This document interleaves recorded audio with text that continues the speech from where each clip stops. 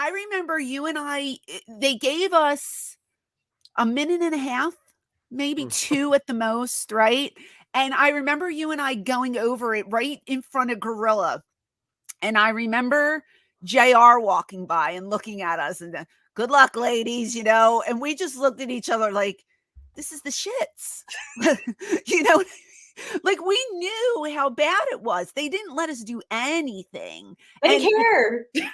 What's that? Care. Yeah, I mean, we could have did so much more, and they just, I don't know. It could have been bigger than it was. So, Well, you know what's interesting is like, okay, when we were living it, right? Yeah, it was kind of like all you and I can do was just crack jokes and make fun of ourselves for being so unover with them. But like, what's so cool now is something I didn't realize when I was living in it was how awesome we really were. Like I always knew that like our feud would have been great, but when I see the footage and I'm like, "Oh my god, like I was so busy living that moment. Now that I can kind of like detach from wrestling, I guess you'd say personally, I watch it and I'm like, dude, this was like amazing. Like I and it's a newer realization that I've had. I know that might sound weird to like the fans out there, yeah. but like to me it was always like when I perform, okay, I go and perform and I'm done. I'm not the type, no offense, that goes and watches myself back over to like whatever. I've never been that type. And I'm not knocking it. There's a lot of people that can learn. I probably could have too, my mistakes that were consistent or whatever. But I was kind of like, I did that moving forward. What's the next match? What are we doing next? So I was so in that mode when all that stuff was going on, especially when you're on the road, because it's like boom, boom, boom, boom, boom, boom. Now that I can like appreciate it, it's like, holy cow, like we did a good job. And when they gave us that tiny amount of time, like we really killed it. And there's some performers out there that are in wrestling that they couldn't pull that off. And I'm really proud that we were able to at least pull off with a little bit that they little bit we did. Do you remember standing in the back with Undertaker and giving him the spot that we wanted to do with the table and asking him for advice? Do you remember that? don't. Undertaker's walking by. Shelly and I are in the back and we're like, wouldn't it be great if we climb, we were like I think we were supposed to have each other by the hair. Because you and I came up with this spot in the back, and we're like, "Oh, there's Undertaker. Let's pitch it to him and see what he says." Like he gave a shit, but he was very nice, very nice. Shelly and I had each other by the hair, and we go into the corner and we climb the ropes, right? And there's a table, and both of us wanted to crash through the table together. And That's right. Yes. And we pitched it to Undertaker, and he's like, "Oh, I think that sounds great. I think you should tell somebody." We're like, "Oh, well, we're telling you." And I don't know if we thought that he was going to just help us, but he didn't. He just was like, "Great, ladies." And he walked away. And then I think we might have told, I don't know, did we tell one of our agents or Johnny Ace? And they were like, "You're not doing that." And we were like, It would have been awesome. It's like you pitch these things and nobody wants to hear it. Nobody cares. Nobody listens. And that was that. But Undertaker had a big smile, so we thought we were over. God. You remember that, right? I was like, did I dream that? Or did we really pitch this to Mr. Undertaker, and he just was like, yeah, and then he walked away. Like, how cool would that spot have been if we were able to do that on our TV? They didn't want us to. They didn't care. We were just there to appease whatever money making market we had. Like they didn't really care. And it's dumb because if they cared just a teensy bit, we could have actually made them more money, Oh, it blows my mind. I remember Mickey James coming over to me in catering, right? And she was just like, "Oh, I heard that you and Shelly are doing something on TV this week, finally." Because I was there forever and they never used me, and I would just sit there in catering and eat the food and collect my check. And she was like, "Oh, I can't wait to see what you guys do." And I said, "Well, it's not a lot. They only gave us like 2 minutes." And I was sitting with her when she watched it, and her face was literally like this. And I was like, okay, you can say it's the shits. It's okay. Like, and she was so unimpressed. But she knows as a worker, it wasn't us. But Right. she was like, her expectations were like it just went down, and she just had this look like of disgust on her face. And I just looked at her and I was like, well, this is my life, not yours. Don't feel Well, too you know, bad. it's It's okay. interesting because I feel most wrestlers in my career, when they see me in the ring, make that face. Only And when your vag is involved. but Your it's vag. like it's so funny because now people I've trained with, people that I worked with on the indies, or people that have been in shows of me in the indies, they see me go. So I don't need to explain myself. I'm like, whatever, I don't suck. If people want to say I suck, I get it, because when I was both Ariel and Salinas, they didn't give me an opportunity to showcase any wrestling Right. really. Right. So I don't blame people for that. But it's so crazy because people who have trained with me, and then like for example in WWE, like some of us train together and then we get on TV eventually together. They kind of like would have this like jobbing me out kind of vibe, like I'm not that good and all this because I wasn't really doing anything. And it's like when a situation like that where we didn't have much we could even do, like we had that crowd, we had them from the moment we came out to the moment we went back in. And that's what you do. It doesn't matter if you're doing a bunch of moves. It doesn't matter. What matters is connecting with the audience to make them feel like it's real. And we made everyone in that arena feel like that was real, and we were really pissed at each other. We're really going at it. And so it's just funny to me that people want to be like, oh, Shelly's the shits and da da da. And it's like, okay, You're relax. I'm not only saying that Mickey said that. Just, No, no, no. It was just disappointment in right. her face. Like her face just went from a smile to just disgust. And I could see her as clear as day. And I'm just like, I hope she doesn't think it's my fault, because you're only as good as they want you to be. It's a proven fact. You can have all the talent in the world, but they can make you look like shit, because I tell it to the fans all the time. You have to do what they tell you to do. I can't just walk out there and do 50 moves because I know how and get myself out. No, you have to listen to what the script calls for.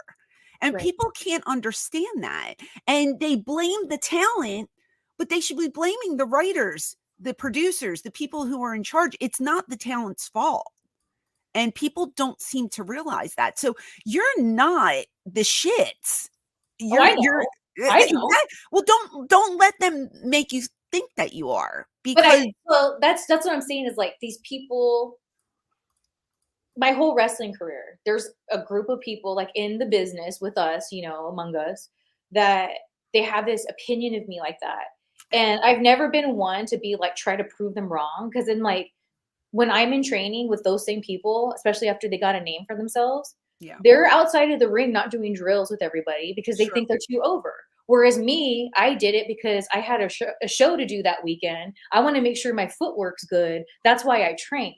I train right. so that I don't mess up in my matches and I'm crisp and I can be more present in my characters instead of being like, oh, okay, and then what? Oh, so it's funny to me that these people want to have this opinion, and that's why I say that have trained with me so they know.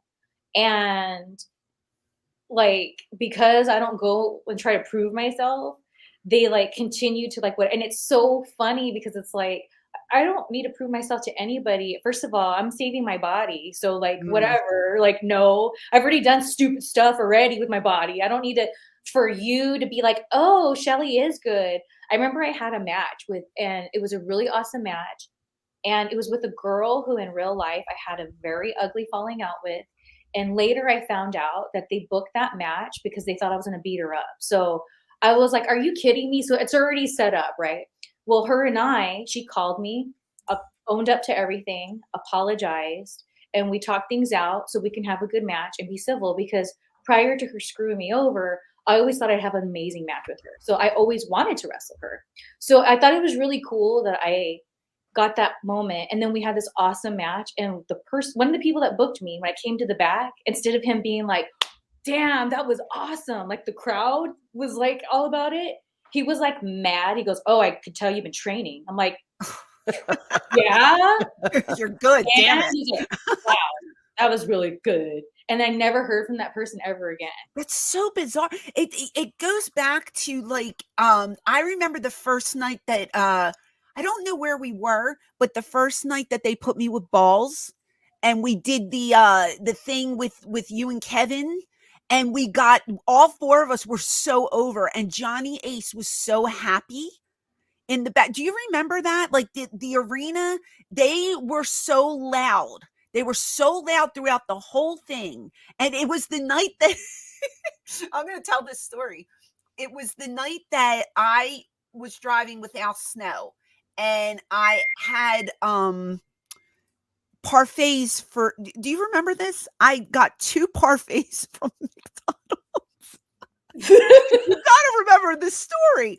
2 know. parfaits from McDonald's. We did a drive-through, and I didn't want a burger, and I didn't want chicken. I said, "Oh, I'll be healthy. I'll have 2 parfaits." It was a fruit parfait with like yogurt and granola and all this shit, right? And it was you and me and the boys out there. And I don't know if I was practicing the Luthez jump before TV, or we did something together, but I was having bathroom problems because of all the granola and the yogurt. Do you remember this? And I'm like, Shelly, if I run away, you'll know why. It was a house show. It wasn't TV. And I kept running to the back. We were in Gorilla. I'm like, I'll be right back. I ran to the bathroom.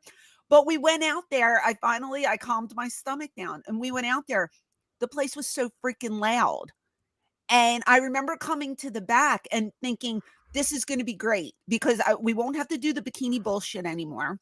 We're going to get to work. We're going to get to work together, which we were comfortable with each other. And I thought there was going to be this big, long program. And Johnny pulled me to the side, told me how over we all were, this, that, and the other. And then they completely shit on us. And I don't understand why companies do this. I don't get it. Now, I know Balls took drugs and ruined me and him. But I mean, they could have put me with someone else, and they chose not to. So, I mean, it made me think, am I that horrible a performer? Like, did they not see something in me that Paul saw in me? Like, it's a mind, it screws with your mind. It Absolutely. really does. And it makes you think that you're worthless. And that company is, they're known for it. And it's a shame. The thing is like, first of all, I was so distracted behind the scenes. Like when people were like, "Oh, like how it," I always tell people I was too busy. Unfortunately, and this makes me want to vomit. Chasing unavailable guys that I wanted to be my boyfriend. So, but the thing is I'm kind of glad that I'm a stage 5 clinger like that, because Stage 5.